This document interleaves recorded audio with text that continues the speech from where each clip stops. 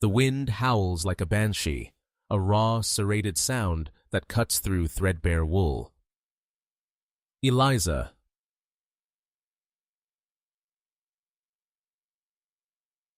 Small for her age, stands motionless before the church steps. Her face is a porcelain mask, betraying nothing. Pinned to the chest of her worn dress is a piece of canvas, flapping violently. On it, 3 words are scrawled in desperate, angry charcoal. She's yours now.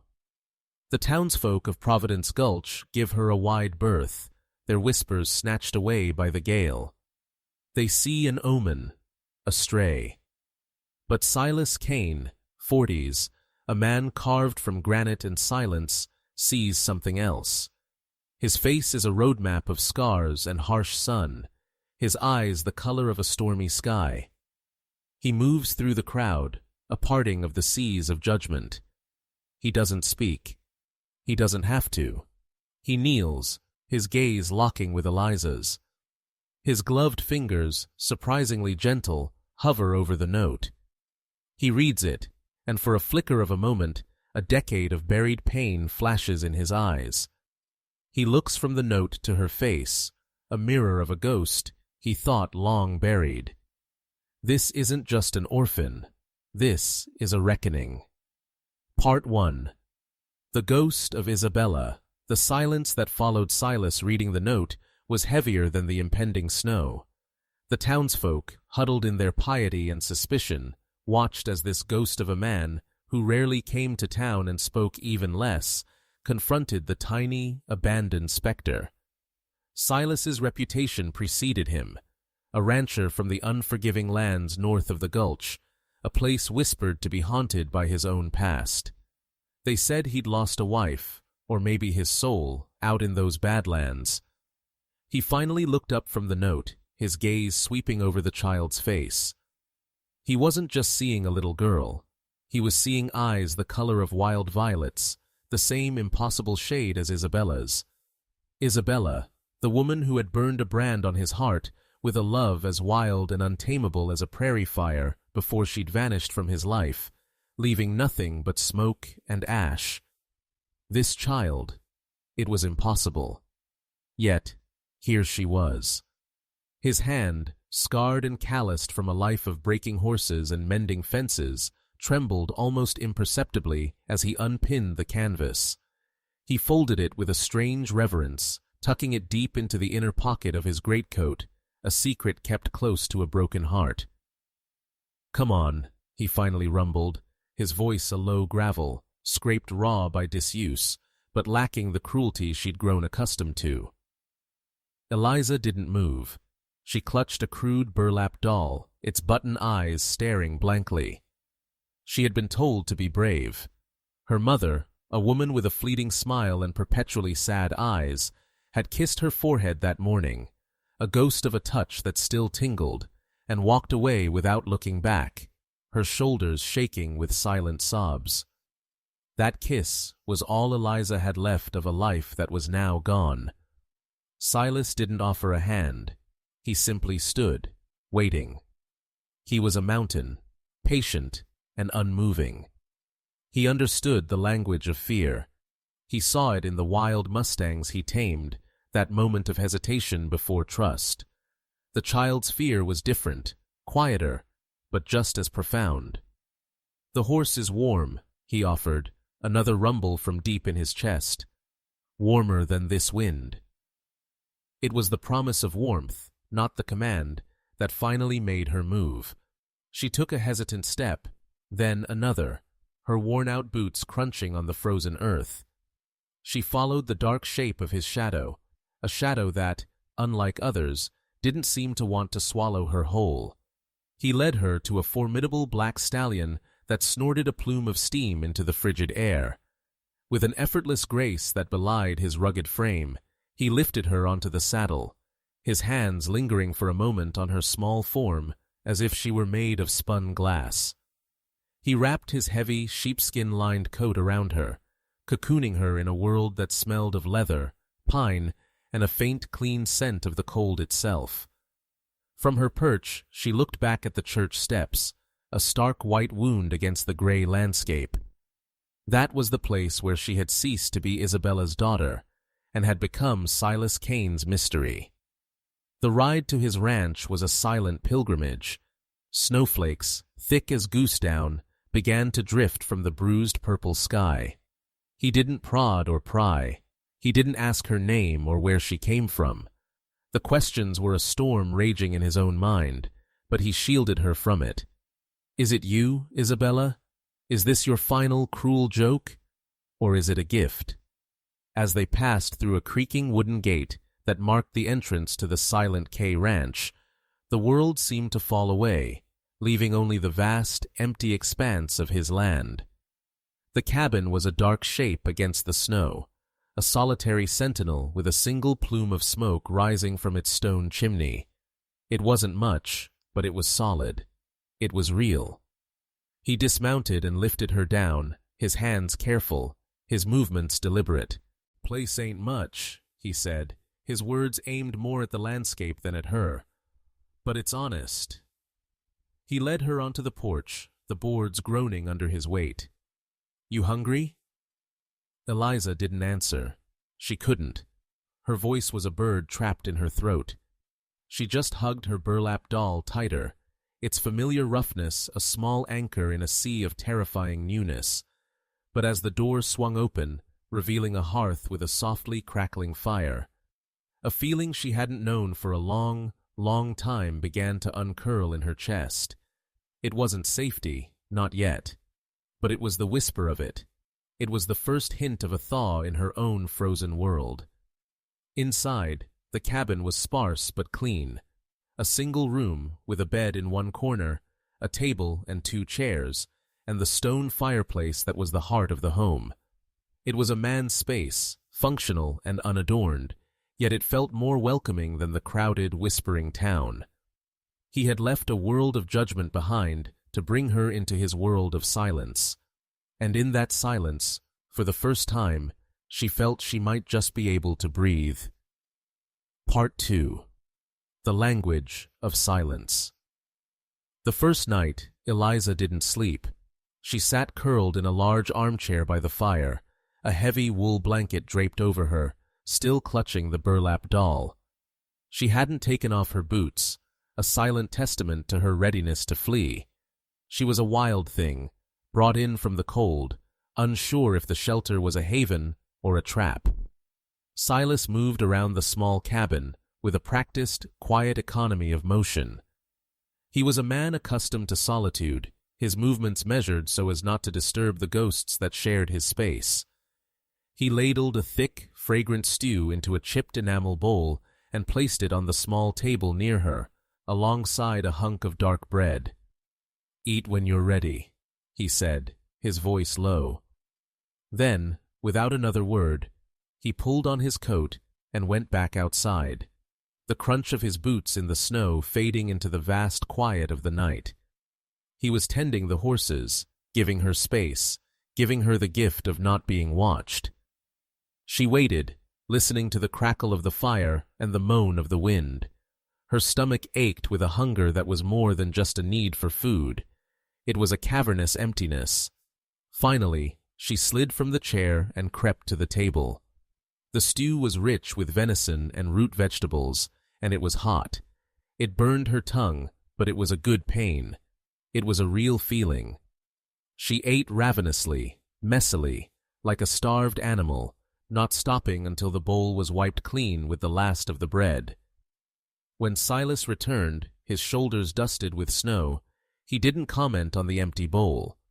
He simply gave a slow, deliberate nod of approval and took the seat opposite her. He placed a pair of small, sturdy-looking boots on the floor between them. They were made of soft, oiled leather, clearly well cared for, and much smaller than his own. "They belonged to a cousin's girl," he said, his gaze fixed on the fire. "She's grown now. Figured they'd fit you better than those rags." Eliza stared at the boots. They were the first gift she had ever received that wasn't a prelude to a goodbye. She reached out a hesitant hand and touched the leather. It was smooth and cool. She looked at her own boots, cracked and thin, the soles worn through. Without a word, she took them off and slid her feet into the new ones. They fit perfectly. "You don't have to say anything," Silas said, sensing the turmoil inside her. He pulled a block of pine and a whittling knife from his pocket. "But if you do, I'll listen." He didn't push. He didn't ask about the note, about her mother, about the life that had cast her out. He simply sat with her in the comfortable quiet, the rhythmic scrape of his knife on the wood, a soothing counterpoint to the storm outside. He was carving a horse, its form slowly emerging from the wood under his skilled hands. It was a quiet that didn't demand or accuse. It was a quiet that healed. That night, he made a bed for her on a cot near the stove, layering it with thick wool blankets. "You'll be warmer here," was all he said. She nodded and crawled under the covers, pulling them up to her ears, the scent of hay and wood smoke, a strange and comforting lullaby. Silas retreated to his own bed in the corner, leaving a small gap in the curtain he used for privacy. A silent invitation. In the dead of night, long after his breathing had evened out into the slow rhythm of sleep, Eliza crept from the cot. She tiptoed across the cold floorboards to the curtain and peered through the gap. She watched the steady rise and fall of his chest. She wasn't sure what she was looking for. Proof of kindness, perhaps, or maybe just the simple, profound proof of someone who didn't leave in the morning. Reassured, she returned to her cot and, for the first time in a long time, fell into a dreamless sleep. When she woke, the cabin was filled with the pale, gray light of dawn. The fire was already rekindled, and the scent of coffee hung in the air. At the foot of her cot sat the small wooden horse, perfectly carved, its lines smooth and full of life. It was a gift left in silence, without fanfare or expectation. She picked it up, its wooden form solid and real in her hands, and held it to her chest. Silas was at the stove, his back to her. "You hungry?" he asked, without turning. She couldn't find her voice, but her nod was quicker this time, more certain. He turned then, and a rare, small smile touched the corners of his mouth, softening the harsh lines of his face, and Eliza, clutching the wooden horse, almost smiled back. Almost. Part 3. Echoes in a Wooden Chest. The days bled into one another, marked by the rising and setting of the winter sun. A routine, unspoken and unwritten, began to form. Eliza started sweeping the cabin floor, not because Silas asked, but because the simple, repetitive motion was calming. It was a way to make her hands useful, to claim a small piece of this space as her own. The silence between them remained, but it had changed. It was no longer a careful, fragile thing. It was a shared language, a comfortable quiet built on a foundation of mutual respect for each other's solitude. One afternoon, Silas rode into Providence Gulch for supplies, leaving Eliza alone at the ranch for the first time. The cabin felt vast and empty without his solid presence. Driven by a curiosity that was stronger than her fear, she began to explore. Every creaking floorboard, every shadow in the corner, seemed to whisper stories she wasn't sure she was allowed to hear. In the corner of the room, beneath a window that looked out over the snow-covered valley, sat an old, scarred wooden chest. It wasn't locked. Its lid was slightly ajar. It called to her. This was his space, his history, and she knew she shouldn't intrude. But she also knew, with a certainty that settled deep in her bones, that her own story was somehow tied to what was inside. Her small hands trembled as she lifted the heavy lid. The chest smelled of cedar and thyme. Inside, nestled amongst folded linens and a tarnished silver locket, was a small, leather-bound journal, and beneath it, a stack of letters, tied with a faded blue ribbon. The handwriting on the top envelope was elegant, feminine, and achingly familiar. With a jolt that shot through her entire body, she recognized it. It was her mother's hand. Her heart hammered against her ribs. This was a violation, a trespass of the highest order. But she couldn't stop. Her fingers, acting of their own accord, untied the ribbon. The letters were addressed to Silas. She opened the first one, the paper brittle with age. My dearest Silas, the silence you left behind is louder than any city street. I see you in the sunset. I hear your voice in the wind. They tell me I made the right choice, that a life with him, a man of wealth and standing, is what a woman should want. They are fools. They do not know the wildness you woke in me. They do not know that my heart remains in a dusty cabin with a man who speaks in silence and loves with the force of a thunderstorm. I was a coward, my love. I chose safety over life. Do not forget me. Yours, always, Isabella. Eliza's breath caught in her throat. She devoured the next letter and the next.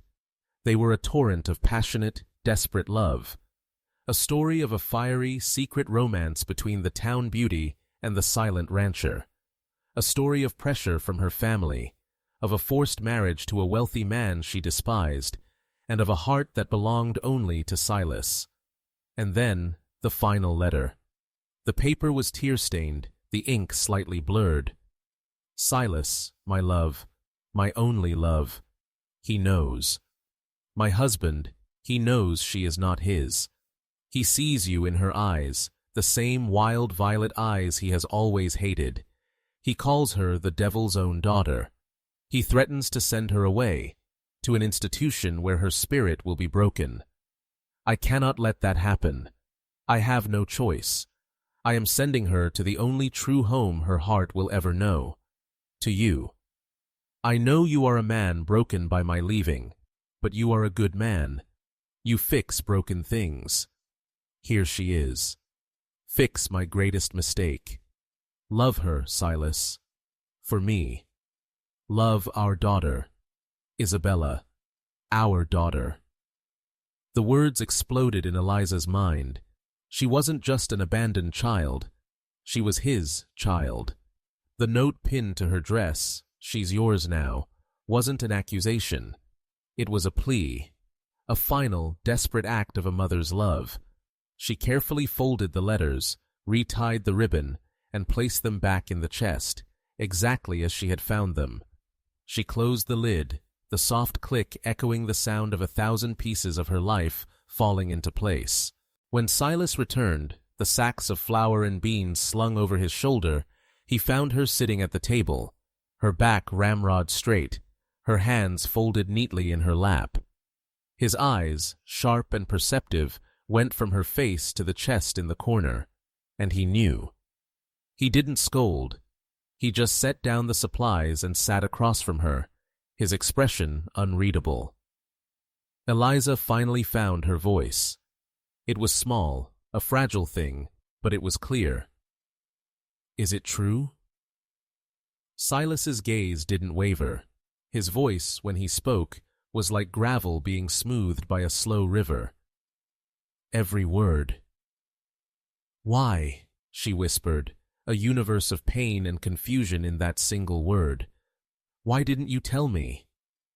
Because, he said, leaning forward, his fierce, stormy eyes locking onto hers, I wanted you to stay because you chose to, not because you had to. I wanted you to trust the man, not the blood. Tears, hot and silent, streamed down Eliza's face. They weren't tears of sadness. They were tears of release, of understanding, of a profound and overwhelming sense of belonging. That night, when he asked if she wanted to help mend a fence the next day, she didn't just nod. She looked him in the eye and said, "Yes, I would like that." It was the first choice she had ever truly made, the choice to be his daughter. Part 4. The Foundations of Home. The revelation in the chest didn't unleash a torrent of conversation. It settled between them, a deep, unspoken truth that changed everything and nothing at all. The quiet remained, but it was now filled with a new resonance, the comfortable silence of family. Silas was still Silas, a man of few words and deep currents. But now, when he looked at Eliza, she could see the ghost of Isabella in his eyes, a flicker of a love so fierce it had survived betrayal and a decade of lonely years.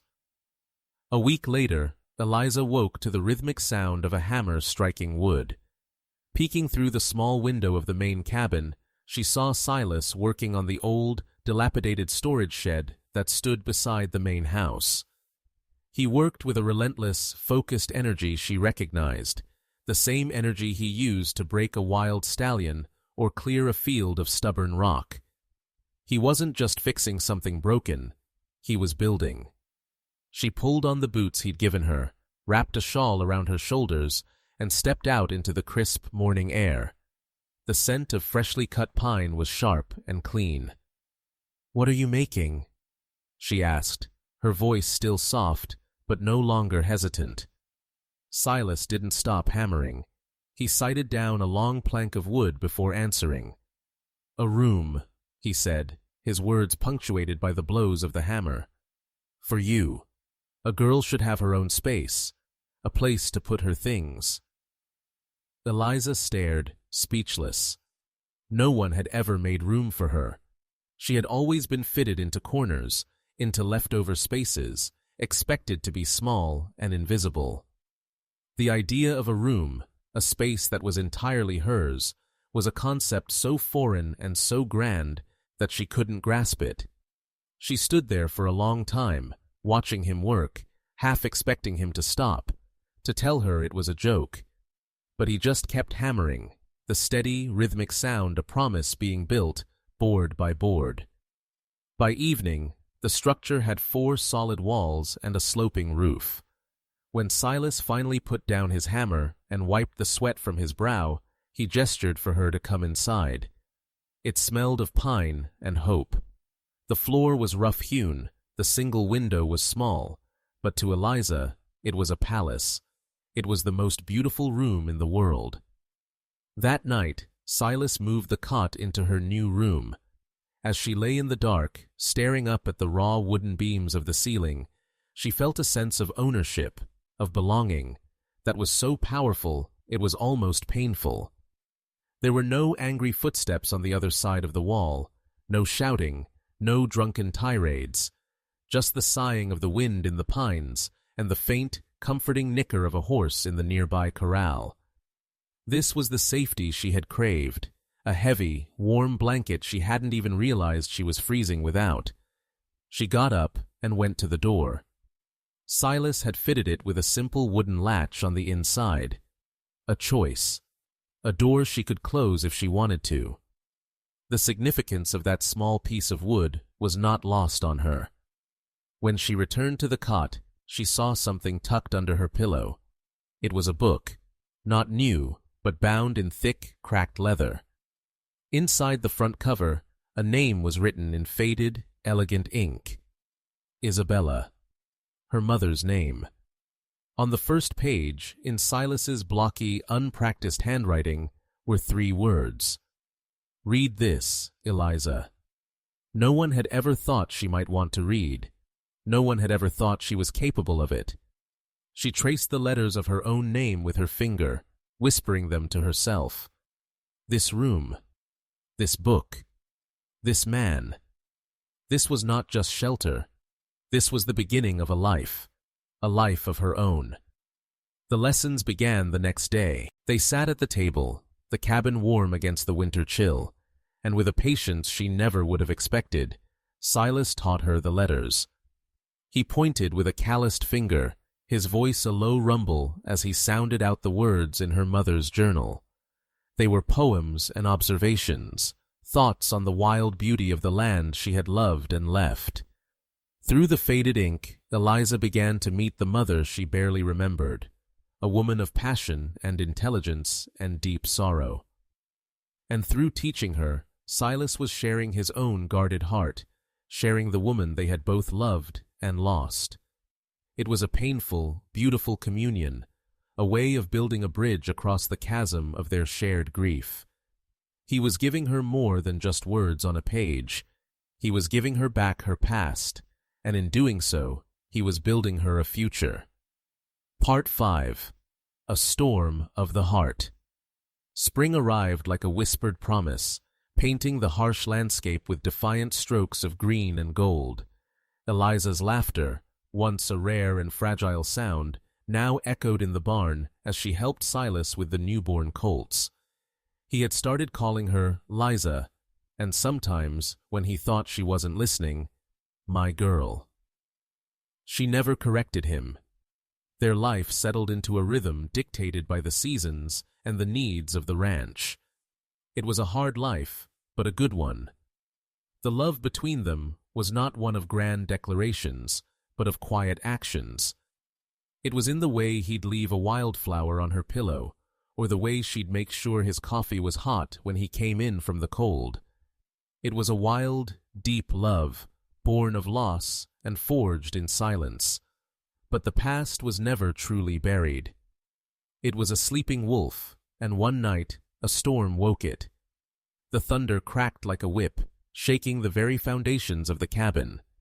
Wind tore at the shutters, and rain lashed against the windows in blinding sheets. Storms had always terrified Eliza. They smelled of goodbye, of that last cold night on the church steps. But as she stood at the window of her small room, watching the lightning illuminate the violent, beautiful chaos of the storm, she felt something different. She felt the solid walls of her room around her. She felt the steady, protective presence of Silas in the next room. She felt safe. His heavy boots echoed on the floorboards, and he appeared at her door, a lantern held high, its golden light casting dancing shadows on his weathered face. "You all right, Liza?" he asked, his voice a low comfort against the roar of the storm. She nodded, but he stepped inside anyway. Storm's a mean one. Might be a long night. A fierce, protective love for this man swelled in her chest. A love that was a mirror of the one he held for her. A love that was a legacy from the mother she now knew through her journal. "Can I stay in the parlor with you?" she asked, the words coming easily. A slow smile spread across Silas's face, a smile that reached his stormy gray eyes. It was as if he'd been waiting her whole life to hear those words. They sat by the hearth, him in his worn armchair, her curled on the rug at his feet, wrapped in a thick blanket.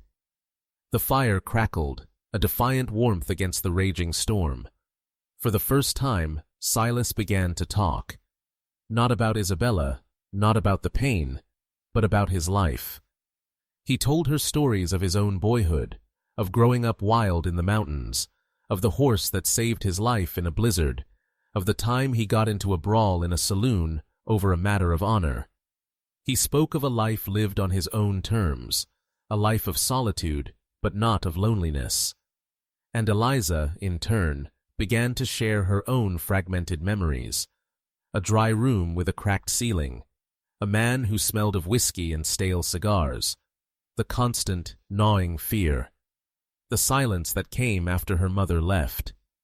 Silas listened, his gaze fixed on the fire, his presence a solid, unwavering anchor in the storm of her past. A particularly violent crack of lightning lit up the room, and Eliza flinched, a gasp escaping her lips. Without a word, Silas reached down and placed his large, warm hand over hers. His touch was firm, grounding. "You're not alone now," he said, his voice a solemn vow. "Whatever storm comes, we face it together." At that moment, a loud crash from outside made them both jump. A shutter had been torn loose from the main cabin and was banging against the wall. "Stay here," Silas commanded, grabbing his coat. But a new, wild courage surged through Eliza. The courage of Isabella. The strength of Silas. "Let me help," she said, her voice firm. "We face it together." He looked at her, a flash of pride and something akin to awe in his eyes. He gave a single, sharp nod. Together, they braved the deluge.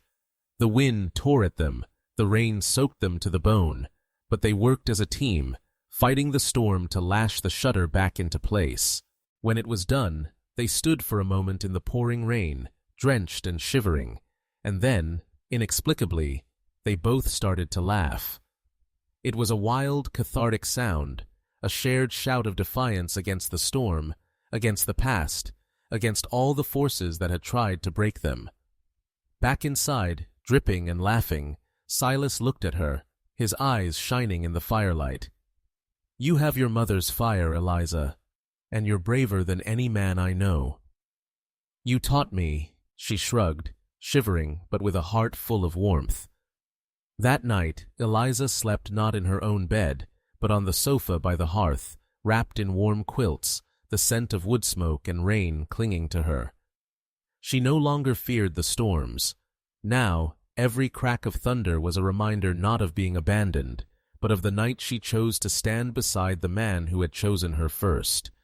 It was the night she truly became the devil's own daughter, not as a curse, but as a badge of honor, wild, untamable, and fiercely loved. Part 6. The Law of the Heart. Years passed. The filly born the year Eliza arrived grew into a fine mare that only she could ride. The small room Silas had built for her now had curtains she had sewn herself and a small shelf filled with books he'd bought for her in town. She had grown from a scrawny, silent child into a young woman of quiet strength and startling beauty, with her mother's violet eyes and her father's unyielding spirit. The name Sadie Kane was a distant echo, replaced by the reality of Eliza Kane, the rancher's daughter. The knock on the door came on a bright, cloudless Tuesday in late summer. It wasn't a tentative rap, but a firm, authoritative sound that made Silas, who was cleaning a rifle at the table, stiffen instantly. He opened the door to find a man in a dusty black suit, with a graying beard and the weary eyes of someone who had seen too much of the world's troubles. He held a black satchel in one hand and a folded paper in the other. "Jedediah Kane?" the man asked, his voice dry as dust. Silas flinched at the use of his old name, the one he'd shared with Isabella. He had been Silas Kane for so long, the name on the land deed, the name he gave himself after she left. "I go by Silas Kane," he corrected, his voice flat and guarded. Eliza moved to stand beside him, her presence a silent statement of solidarity. "I am Judge Sterling, out of Carson County," the man announced, his eyes flicking from Silas to Eliza, taking in her plain but well-made dress, the neat braids in her hair, and the unwavering confidence in her stance. "I'm here because of a letter, one written by a Miss Eleanor Bright some years ago. It concerned a girl, abandoned on the church steps with no known kin." Silas's hand tightened on the doorframe. "She's here." The judge's gaze lingered on Eliza. "You've kept her, then, all this time?" "Not kept," Silas bit out, his voice sharp as flint. "Raised. She's my daughter, in every way that matters." Judge Sterling unfolded the paper. "Miss Bright passed on last winter. Among her effects, this note was found, urging the court to verify the girl's safety. There were concerns, rumors in Providence Gulch, a reclusive man, a mysterious child. Some feared she might have been taken in for labor, or worse." A fire ignited in Eliza's violet eyes. She stepped forward, her voice clear and ringing with a conviction that made the judge take a step back. "Sir," she began, "that man gave me more than a name or a roof. He gave me back my soul. When I was a ghost, he taught me how to be solid. When I was silent, he taught me my own voice by showing me the value of his. He sat up all night with a cool cloth on my head when I had a fever. He taught me how to read, how to ride, how to build a fence, and how to tell which storms are worth running from and which are worth facing. He never once asked me to earn my keep. He just stayed. She took a breath, her gaze shifting to Silas, her love for him a palpable force in the room. He is my father, and this is my home. No piece of paper can make that more true, and no piece of paper can take it away. The judge listened, his expression shifting from professional scrutiny to something like wonder. He looked from the fiery young woman to the silent, formidable man beside her. He had come expecting to find a victim. He had found a family. He nodded slowly, a deep solemnity in his eyes. I have seen enough. He reached into his satchel and pulled out another document, this one bearing a golden seal. This is for you, Mr. Kane. Official guardianship papers. According to the law of this territory, she is yours. Silas's eyes, which rarely showed emotion, shone with a fierce, protective light. He took the paper, his hand, for the first time since Eliza had known him, unsteady. Eliza let out a breath she didn't know she'd been holding and wrapped her arms around his waist, burying her face in his chest. Thank you, Silas said quietly to the judge. The judge tipped his hat, a genuine smile finally breaking through his weary demeanor. I reckon the thanks belongs to you both. Some folks are bound by blood and still get it wrong. You two, you were bound by something stronger. You did this right. As the judge rode away, the porch felt warmer than the summer sun could make it. The world had come knocking, not to take her away, but to finally recognize what she and Silas had known all along. She was home. She was a Kane, and no storm could ever touch them again. The note, the one scrawled in charcoal on a piece of canvas, still rests in the cedar chest, alongside Isabella's letters. Eliza could have burned it, could have let the wind take the ashes of that painful memory. But she keeps it. It is her genesis. It's the first proof that a desperate, passionate love put her on the path to this life, and the last remnant of the world that cast her out. That note once felt like a curse, a brand of abandonment. Now, it is a promise she sees fulfilled every time Silas calls her daughter. Every time she rides her mare across the land that is her birthright. It is a story of a girl left behind, and the fierce, wild love of a family that refused to leave her there. A testament that the most profound families aren't always born of blood, but are forged in the fires of shared storms and the sacred quiet of unconditional love. Thank you for joining us for another tale from the heart of the frontier. If this story moved you, please show your support. Like this video, share it with someone who appreciates a real story, and subscribe to Wild West Stories for more tales of resilience, love, and the untamed human spirit.